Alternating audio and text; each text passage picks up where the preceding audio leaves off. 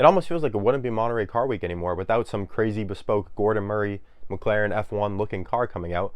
Last year we had the Gordon Murray S1 LM, and this year we've got the Gordon Murray S1. Now I'll explain the differences between these cars and everything, but basically on a very high level, if you're familiar with like a Porsche GT3 Touring versus like a regular GT3, that's essentially what this S1 is to the S1 LM. More compliant suspension, more padded seat, more of like a road car. It's got an even higher ride height. It's just a more compliant road car, something you could actually use. But it's very interesting, kind of this car coming out at the same time as a manual McLaren on the same day. And I don't know if McLaren would really admit this or not, but I think there's a reason they launched their manual car, kind of as a snub to Gordon Murray almost. So let's talk about Gordon Murray Automotive and the cars they've come out with so far, and if this new S1 is as special as it seems on the surface.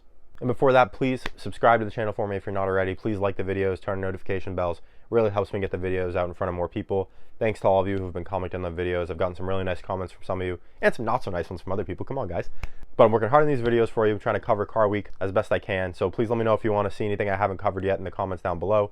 And I hope you enjoyed this video. Let's get into the Gordon Murray Automotive S1 and his other products. So for you, those of you who don't know who Gordon Murray is, he was essentially the man behind the actual McLaren F1 from the 90s. And so a few years back, he decided to launch his own company called Gordon Murray Automotive, where his first car was the Gordon Murray T50, which is essentially a modern take on a McLaren F1. You know, more modern technology, still a manual V12 naturally aspirated, and it sounds absolutely incredible.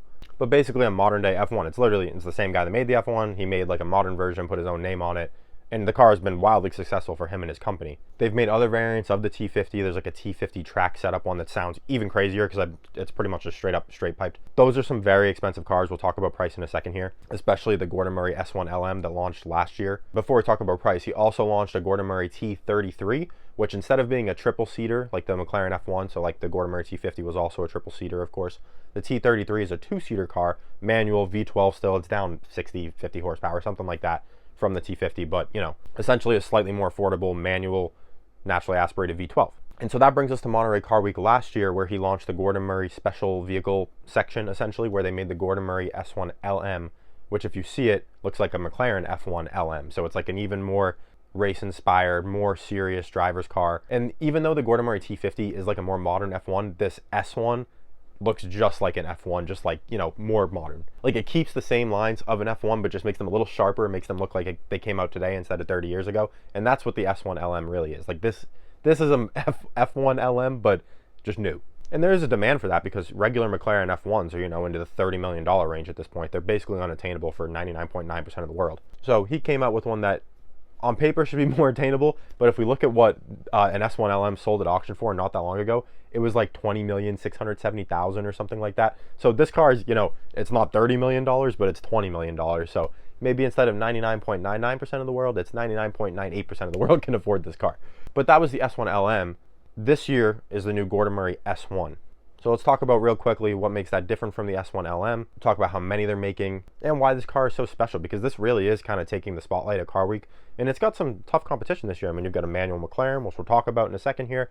A new Koenigsegg came out that's a simulated sequential manual, but really cool still. Lamborghini Revuelto SV, which we knew was coming, but is still exciting to get in general. Spiker launched a car, if you haven't seen that. Aston Martin did something unique as well. I've got videos on pretty much all of these, so please check them out if you haven't already. Now let's talk about the new S1 and its new features. So this S1 is the second car that the Gordon Murray Special Operations Division has made, essentially. And the whole ethos of this car is essentially be able to use it. Gordon Murray even said that when they developed the car, the idea was to be able to, you know, take it to your favorite roads, wherever that might be. Say it's like a, you know, 5 to 10 hour road trip away from you, drive around all weekend out there, and then drive the car home the next day with no issues, and be able to have some room for some luggage with you in the car. And you do have 3 seats, so you could take more than one person if you really wanted to. They basically plucked all the aero off the car from the S1 LM, so there's a lot less downforce, but that does let them make more compliant suspension, so a softer ride. The ride height's higher, like I mentioned before. The interior is still that triple seat layout, but it's more comfortable for everybody, and there's more sound insulation, so the car is more compliant on the highway. There's new engine mounts that reduce some of the engine vibration and in-cabin noise. This car actually has dihedral doors, which allows you to get in and out of the car easier, so that's actually a really cool feature. And it really does make it feel like a F1 touring for essential. I mean, it sounds like that's what they did to the car. That's pretty cool. The V12 in this car is 4.2 liters, and it does produce 681 horsepower, which is actually more than the T50 does. So for the extra money, you are getting a little more performance. And while the horsepower is important on this car, the really important part is it revs to 12,400 RPM, which is absolutely insane for a V12. I mean, that's like F1 engines of old type of revving almost. So that's really impressive. Just because the car revs really high doesn't mean there's no torque until you get like way up in the rev range. They say 80% of the torque's available like at 2,500 RPM. So that's pretty good. And it is a 6-speed manual transmission. So they're going to make 64 of these cars, which is actually kind of a lot for a Gordon Murray car, I would say. They usually would do like, 15 of these things or something like that. But apparently they had so many people that wanted it, and they've had a lot of customers who are buying all the cars they made so far, like the T50 and like the T33 that we talked about before, and of course that S1 LM last year, that they wanted to give people a chance to buy this car. So they're making 64 of them, of course. They want to make money on it.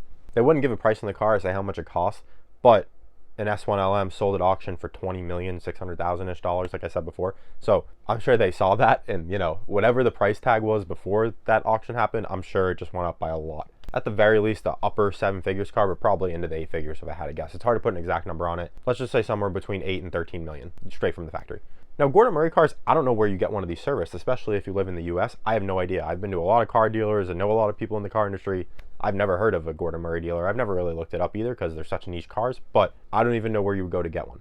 And the reason I bring that up is because McLaren also launched a manual car today that I think is a bit of them trying to be like, hey, Gordon Murray, we see you ripping off the F1. Yes, you designed the car for us a long time ago, but it's our car, basically, I feel like is what they're trying to say. So they launched their own manual to remind people like, hey, we also make manual cars, and the McLaren F1 is a McLaren, I feel like that was what they're trying to get across. Now, price-wise, these cars are going to be night and day different areas. The McLaren won't be more than like maybe $1 million.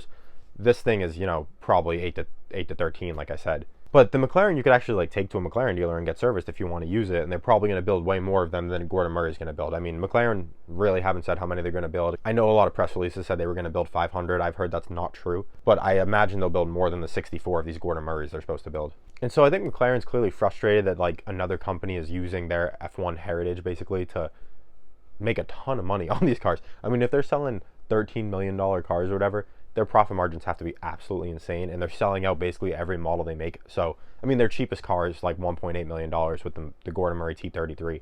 These special vehicle operations ones, they've already got the stuff developed. I mean, they're just juiced up T50s, it seems like to me. And the T50 was like, I think, $5 million when it was new. So if they're selling these S1 LMs for, let's just say 8 to 20 million, somewhere in that range, they're making so much money. So of course they're going to make, cars like this, building on that F1 legacy. I think it's a really cool car, and in many ways it's cooler than the actual manual McLaren that just came out. The only thing I'll say is these cars are so niche, like from some of these smaller manufacturers, that you've got to really be dedicated to own a car like this. You got to figure out where you're going to have it serviced.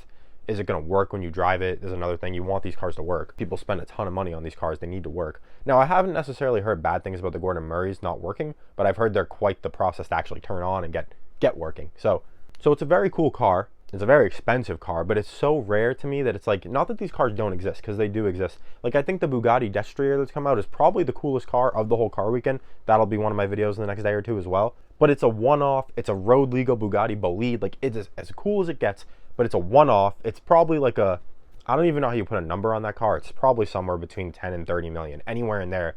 You could probably justify the price tag if you're Bugatti. But it's so rare and so niche and so expensive that I almost feel like it's not even like a real car, even though it is a real car. And that's kind of how I feel about these Gordon Murray cars too. If they build 64 of them, obviously it's not a one-off like the Bugatti. But, I mean, if there's 64, maybe there's, 10 in North America and, 10 in wherever, and 10 here and 10 there. And, they're all over the world. They probably won't ever really get driven.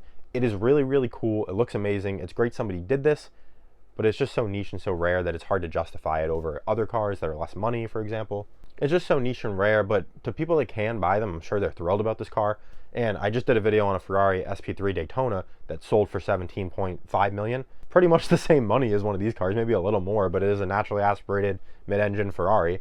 So this Gordon Murray, naturally aspirated mid-engine V12, this one has a manual for less money than the SP3, I guess, but it's not a Ferrari, obviously, brand-wise. I guess that's just what the market demands now for naturally aspirated V12 supercars with the engine behind you. Even the engines in front of you are getting expensive now. I mean, you can't even get an 812 GTS for, less than 800 grand. A new Dodici Cilindri is like 600,000 to 700,000, but not as good looking as, say, an 812 GTS, and the 812 Competiciones are through the stratosphere price now, so V12s are getting very expensive. This Gordon Murray is making that even truer. Really cool car, though. I could tell a lot of people loved it at Car Week. It got a lot of buzz online, too.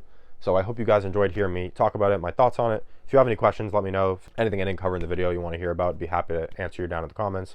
Please like the video for me if you didn't already. And please keep your eye out on my channel for future videos the next couple days. I just made one of the Aston Martin Valen that's coming out the same time around this video, and I'll work on a Bugatti Destrier video as well, and any other surprising cars we get for the rest of the weekend. So thanks for watching. I hope to see you in the next video, and I will see you in the next one.